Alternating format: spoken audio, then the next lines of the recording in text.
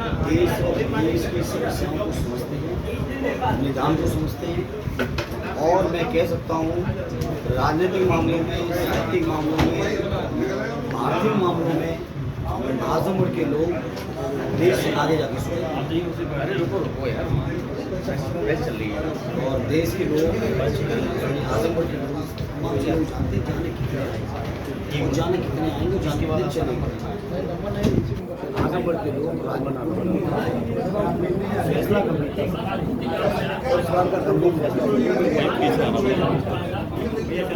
आपको आप कहते हैं और बीजेपी करेगी हमारे तो बहुमत की सरकार तो हमने कहाँ खत्म कर दिया।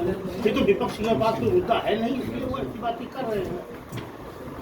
मैं बीजेपी से पूछना चाहता हूं कि क्या उनको देश के सर्वोच्च न्यायालय की माननीय मुख्य न्यायाधीश पर भरोसा है या नहीं। यदि है तो चुनाव आयोग की अपॉइंटमेंट कमेटी से चीफ जस्टिस साहब को क्यों हटाया, और यदि नहीं है तो क्या न्यायपालिका लोकतंत्र का चौथा स्तंभ तीसरा स्तंभ नहीं। इसलिए बिल्कुल भरोसा नहीं है लोकतंत्र और ये रूपरेखा तैयार हो रही है जो अभी CPC, CRPC, IPC ने जो चेंजेस किए 145 सांसदों को निष्कासित करके किए गए हैं, ये रूपरेखा वही तैयार है। लेकिन इस बार बीजेपी की पोल हो गई, जनता ने महसूस कर लिया कि नहीं उनका अगला टारगेट नोटबंदी तो लोग नहीं पकड़ पाए, भी नहीं पकड़ पाए, कुछ चीज़ें तो धोखे में देखे की, लेकिन इस बार संविधान के मामले में जानते हैं। अच्छा, आपको लगता है संविधान बचाने के लिए आप संघर्ष कर रहे हैं वो भी एक मुद्दा है? नहीं, बिल्कुल संघर्ष है, केवल हमारा ही संघर्ष है, पूरे देश का कोई नागरिक ऐसा नहीं चाहेगा देश का संविधान में व्यवसाय ने बनाया था जो आज का संविधान है। इस संविधान से छेड़छाड़ कोई देश का नहीं चाहेगा। धनंजय जी, एक बात आ रही है कि चुनाव आयोग जो आंकड़ा जारी कर रहा है प्रतिशत पोल का, वो क्या एक इशू है? आपने तो चुनाव लड़ा, थोड़े बहुत डिफरेंस होते हैं, लेकिन क्या इतना प्रतिशत में मतांतर हो सकता है? कुछ पॉइंट हो सकता है, 1% भी नहीं संभव, 1-2 पॉइंट, वो भी अगले दिन सुबह जैसे जैसे ईवीएम आती जाती है, रिकॉर्ड मेंटेन होता जाता है और वो अनूनन 6 बजे की वोटिंग के बाद दूसरे दिन 3-4 बजे तक रात में हो जाता है और सुबह 10-11 बजे आते आते रिकॉर्ड मेंटेन हो जाता है और वो रिकॉर्ड ऑथेंटिक रिकॉर्ड है। उसके साथ छेड़छाड़ तो हमारे चुनाव में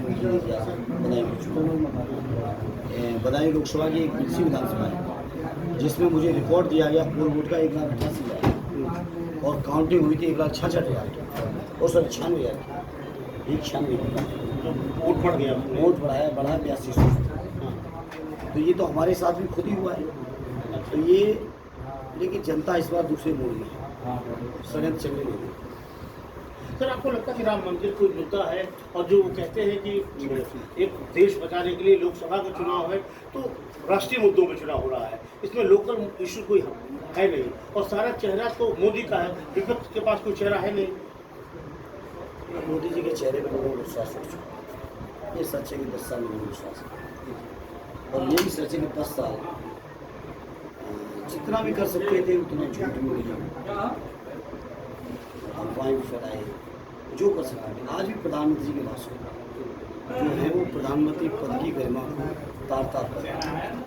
हमारे राष्ट्रपति बारे में कुछ कह रहे हैं, कांग्रेस के सबसे बड़े नेता के बारे में जो कह रहे हैं, राहुल जी के बारे में असहमत प्रधानमंत्री पद पर रखी इस तरह मजा नहीं तो मुझे पीडीए की जिस लड़ाई की बात आप कर रहे हैं, बीजेपी का कहना आप सरकार में थे, सत्ता में थे, तब आपको याद नहीं आता है। जब आप चुनाव लड़ते हैं तो पीडीए की बात करते हैं, पिछड़ों की बात करते हैं, उनके हक हुकूक की बात करते हैं। मंडल आयोग की सिफारिश सदैव नेताजी के संघर्ष की बदौलत भी लागू हुई। देश में भी उनका बड़ा योगदान है। हम लोग लगातार संघर्ष करते रहे, हमेशा मौका दिया है और पीडीए लोगों को बढ़ने का मौका दिया। और ये ज़रूर है कि आज के दौर में कल बीच में प्रधानमंत्री नई नई आजकल डिजिटल बातें करते तो इस दौर में उन्होंने फार्मूला दे दिया, फार्मूले से निरा परिश्रम नहीं सकते। क्या फार्मूला दिया? पीढ़ी का अच्छा, फार्मूले पिछड़ा दलित अल्पसंख्यक, पिछड़ा दलित आदिवासी, पिछड़ा दलित आदि आबादी, ये जो फार्मूला व्यापक है पीढ़ी इस व्यापक फॉर्मूले से बीजेपी नहीं कर सकती, इनको कोई दूसरा रास्ता नहीं मिलेगा। सर सबसे बड़ी चुनौती क्या लग रही है चुनाव में आपके सामने? वोट के प्रतिशत लगातार कम हो रहे हैं, उससे राजनीतिक दलों की चिंता बढ़ी हुई है। आप कह रहे हैं कि साहब वोट जाने नहीं दिया जा रहा है। एक प्रशासन तो एक बड़ी चुनौती के रूप में रहा है पिछले चुनाव में, जो पीछे का ट्रैक रिकॉर्ड आ रहा है। लेकिन जैसा कल राष्ट्रीय अध्यक्ष जी ने भी कहा, हम भी उसी बात को मानते भी और दोहराते भी हैं। आजम के लोग बहुत क्रांतिकारी हैं, और अगर प्रशासन के पास इंटेलिजेंस रिपोर्ट्स होंगी तो आजमगढ़ के लोगों को वोट डालने में छेड़ेंगे नहीं। अगर रिपोर्ट्स होंगी, एक चुनौती है आपकी। ये चुनौती नहीं है, रिपोर्ट्स तो होती है, एबीसी से होनी भी चाहिए। और हर शहर, हर जिले का, हर लोकसभा का एक अपना स्वभाव होता है। आजमगढ़ के लोगों का स्वभाव रहा है, बागी तेवर अलग रहा है। इस बात को ऐसा थोड़ी मैं कह रहा हूँ तो है, ये तो आज़ादी के पहले से चला है। ये तो मेरा सौभाग्य है कि ऐसे क्रांतिकारी लोगों के बीच मुझे काम करने का।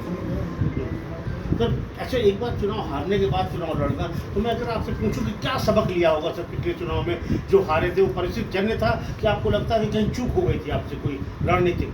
देखिए, परिस्थिति जन्य ही कह सकते हैं, जो भी कह सकते हैं।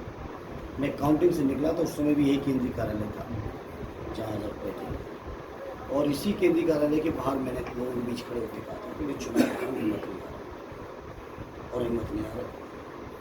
मैंने मान लिया था कि कुछ ऐसी परिस्थितियाँ थी जिसमें जुबानी सांसद थे, सामने लड़ रहे थे, और भी तमाम तरीके का प्रशासनिक दबाव था। कुछ लोग योगी जी को चापलूसी में, कुछ लोग योगी जी की चापलूसी में हमको हराने की षड्यंत्र कर रहे थे। तो जान गए हैं कि मीडिया के नायक अखिलेश यादव अब इतने मौजूद हैं, तो यहाँ प्रशासन ज़्यादा गलत करने की सोच रही है। ठीक है, एक आखिरी सवाल है आपसे कि सर आपको क्या लगता है, बीजेपी का ये कहना कि हमने सर्व वर्गों के लिए काम किया, राशन बांटा, शौचालय दिए, किसान सम्मान निधि दी, पेंशन दिया, तो वो एक वोट बैंक में तब्दील हो रहा है और उनके पास कुछ उपलब्धियां गिनाने को है नहीं। सम्मान निधि दी और यूरिया में से 10 किलो निकाल लिया, ये है मोदी जी का गुजराती अर्थव्यवस्था। सामने है ना, कोई मैं गलत कह रहा हूँ मुझे उठोगे। अगर किसान सम्मान निधि में 6,000 रुपये थी तो मैं पूछता हूँ कि आखिर प्रति गोली से 10 kg यूरिया क्यों निकाला?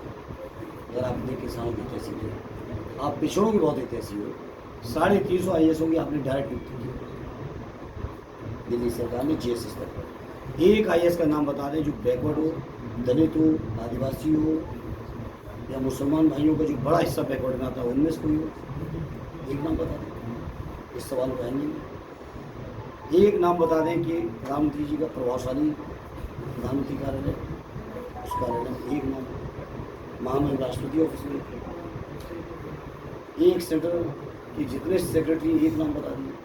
देश के जितने भी महत्वपूर्ण PSU से एक नाम बताइए जो दलित पिछड़ों के, आदिवासियों को भागीदारी। लेकिन अब ये बात है कि हम सवाल तो उठाते हैं, लेकिन दूर तक आप सबकी कृपा से नहीं जानते। तो आपको लगता है इस बार एक मुद्दा बनेगा बन के लिए लोग आगे आ बन चुका है? 5 चरणों वोटिंग हो चुकी इस मुद्दे पर, यहाँ तो आगे आएगी, लहर तो उधर से चल निकली।